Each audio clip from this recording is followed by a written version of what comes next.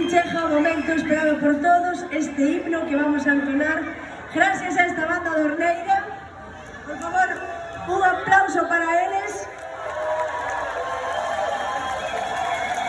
que nos van a facer gozar. E nada, quería decir unhas palabras. Quería dar as gracias a toda esa xente que confiou en min, a toda esa xente que estuvo aí, que me votou para que eu estuvera hoxe aquí, e a miña directiva, que sin eles isto non sería posible.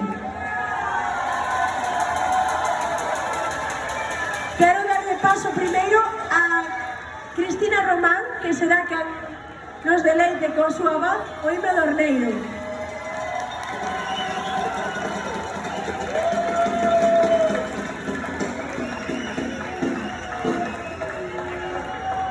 E agora, por suposto, quero que disfruten aquí arriba como se merece a directiva deste ano da organización da Dorna.